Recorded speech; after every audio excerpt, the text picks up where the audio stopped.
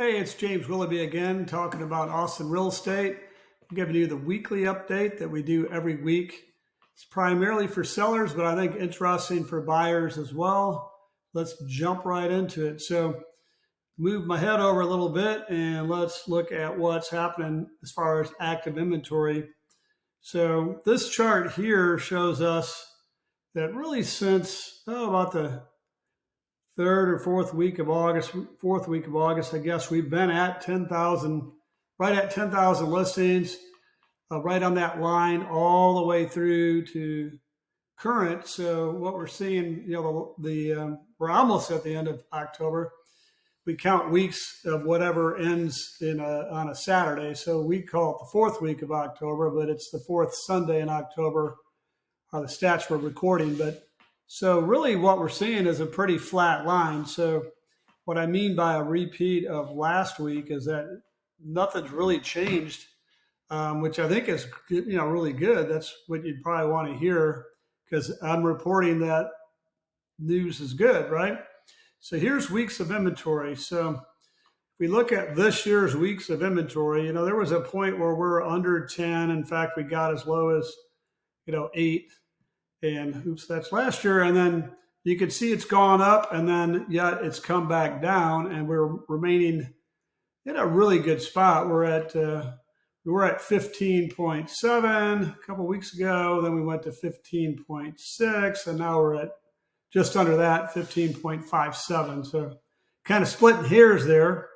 But the bottom line is that the weeks of inventories remain flat, just like the active inventory. So we always look at that. We think that's an important thing to look at. So the one thing that is my favorite chart, which I'll show you again here, this is active pendings per week versus new pendings per week. So the darker line here represents the new listings last week, 743.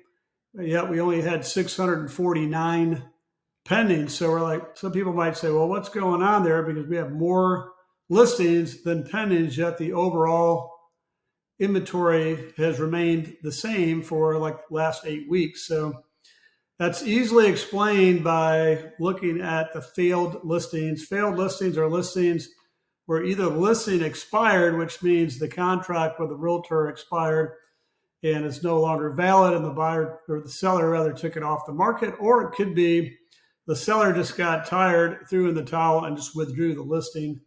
So the last couple of weeks it's been pretty high. We expect these spikes at the end of a month, but we're not even at the end of a month and we were over 300 and we've only been over 300 really just like 4 months this year or 4 weeks during this year on the end of the last 4 consecutive months.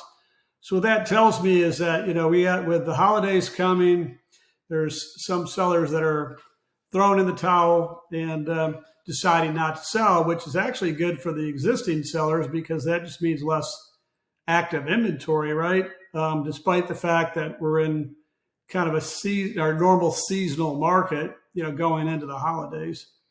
So, the other thing that I always like to talk about here, and we'll blow this one up too, interest rates, which, since the beginning of the year, which is like right here, right in here, we track this every week. So they were around 6 and then they went up and almost hit 7. Then they came back down and they just kind of zigzagged.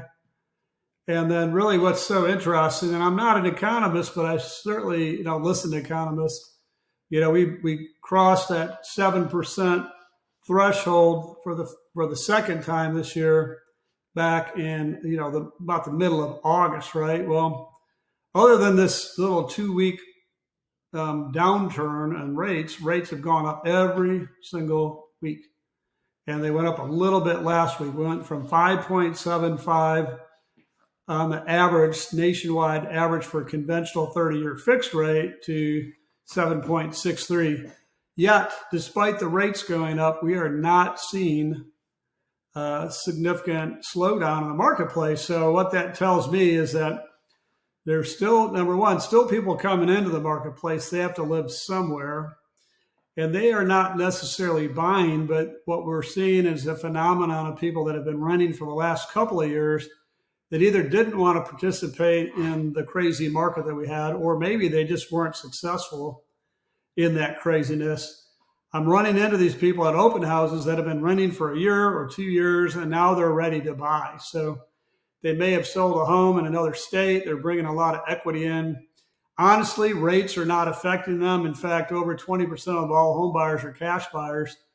So, and then the other group of buyers, they're really stroking down a lot of money, like much more than 20%, which is for some people is considered the minimum that they'd want to put down on on a second or third home or whatever.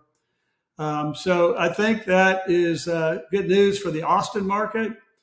Nationally, be careful what you listen to, because they're talking about all kinds of crazy stuff. But I think our market's kind of picking up a little steam here at the end of the year. We think that right now is just as good a time to sell as it is in the spring. All that will, yet to be seen, but we'll be reporting on that when it happens.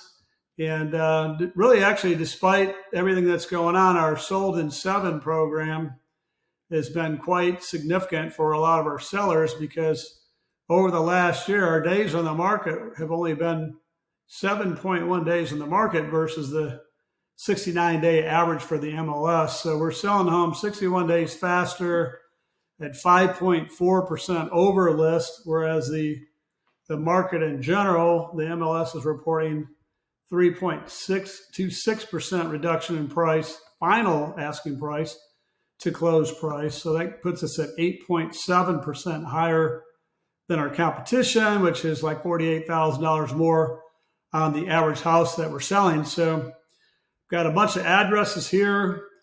We don't brag very much, but that is my one thing that I'd love to brag about, is that program is absolutely working. So anyway, if you need more details, let me know. Until next week, have a great Halloween, and we will talk to you then. Thanks so much.